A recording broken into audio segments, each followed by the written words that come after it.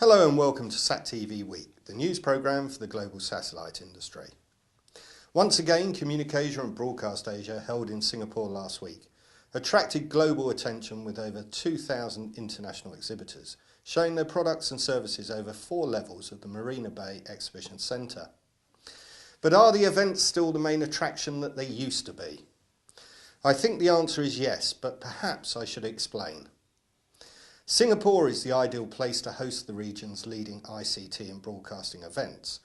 Well, apart from the smog that has engulfed the country for the last few weeks. Today, Singapore has a highly developed market-based economy, and along with Hong Kong, South Korea and Taiwan, Singapore is one of the original 4 Asian tigers.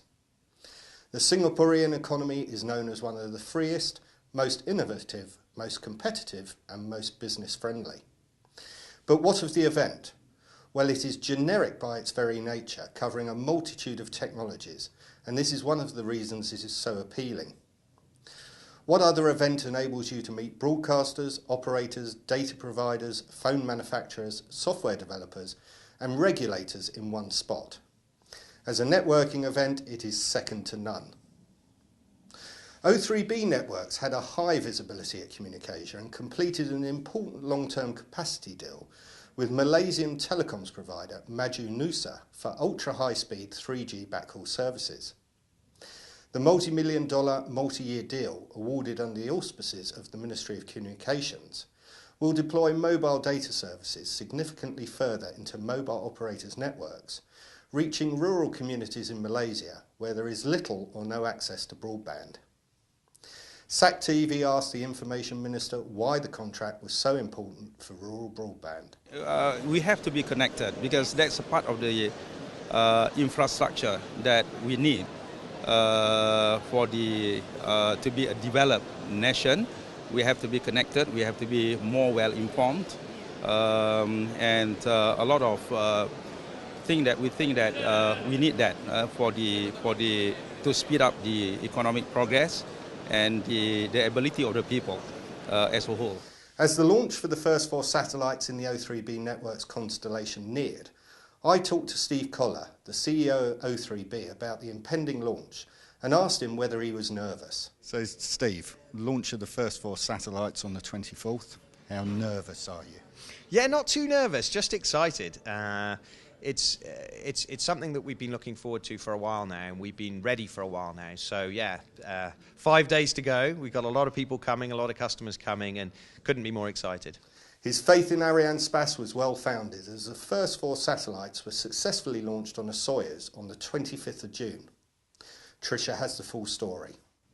The cluster of spacecraft was lofted on Arianespace's maiden Soyuz mission for O3B Networks, clearing the way for the establishment of telecommunications and internet services over Asia, Africa, South America, Australia and the Middle East that combine the global reach of satellite coverage with the speed of a fibre optic network.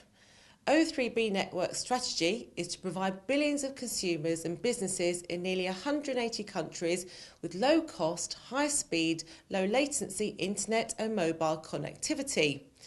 The O3B Network slogan for this crucial launch was "The Journey Begins," with these words even emblazoned on a charter aircraft that brought its executives, along with personnel from Arianespace, satellite manufacturer Thales Alenia Space and other guests, to French Guiana from Paris. A total of 12 O3B Network satellites are to be orbited by Arianespace in groups of 4, with the next mission planned for later this year and another in 2014. Thales Alenia Space produced the Ka-band relay platforms, which have a lift-off mass of approximately 700 kilograms each. Now here is Eleanor with more news from the show. Seacom Satellite Systems announced that 22 of its next-generation iNetView 1201 model antenna systems have been deployed by first responders in Japan. Following extensive trials in Japan, these new generation iNetView antennas, which recently received Eutelsat approval, have been selected by first responders over a number of competing products. SES announced that global Taiwanese communications provider Teleport Access Services has renewed capacity with SES to deliver a variety of TV programs and live coverage of breaking news throughout Taiwan via SES's NSS-11 satellite located at 108.2 degrees east. TAS, a long-standing SES customer and the largest distributor of cable channels to cable headends in Taiwan, will use the capacity to broadcast TV content and provide satellite news gathering services across the island. SES also announced a multi-year, multi-million-dollar contract renewal with Supernet, Pakistan's leading satellite network service provider. The deal will see Supernet contract C-band capacity on the SES NSS-12 satellite at the prime orbital location of 57 degrees east. In product news, Orbit Communication Systems had the Asian launch of the Ocean TRX Maritime Stabilised Mobile VSAT platform. Asia's international maritime industries will benefit from the cutting-edge technologies of the Ocean TRX family, which consists of the Ocean TRX4 and Ocean TRX7 platforms. Ocean TRX4 supports a variety of 1.15 metres stabilised maritime antenna system configurations in multi-band frequencies, such as X, Ku and Ka bands and different BUC power units. And finally, what of the region? What does the future hold? I talked to Sabrina Cubbon of AsiaSat about collaboration with other operators and challenges they face in the region. The two satellites have different purposes in life. AsiaSat 6 is a pure C-band satellite located at a Thai orbital slot. This is a result of our relationship, cooperation relationship with Thaicom, which we announced earlier. This satellite will give AsiaSat new frequencies, new slot to use in our markets, as well as for the Thais to have more frequencies, more capacity for their local markets as well. Then we come on to AsiaSat 8, which is a pure Ku-band satellite. And this satellite will give us additional frequencies for DTH applications in Asia. So we are carrying out a lot of marketing, promotional activities in the region. And we've identified projects that we are working very, very, very closely with our customers on. The collaboration on AsiaSat 6 with Thaicom.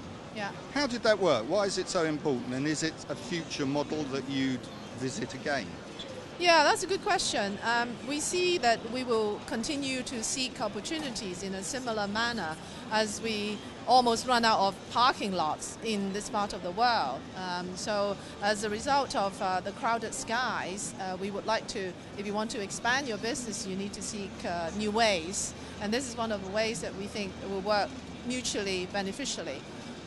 In this case, we have a new slot. We expand the frequency offering at that slot and introduce a new capacity to the region. I think it's important for us to look for cooperation arrangements with our competitors too, because the market is growing. Obviously, the demand is growing. So you want to have the ability to expand your offering. And together with your competitors, you seek some new ways, and that's the way to, I think, to grow the business together, to grow the industry together.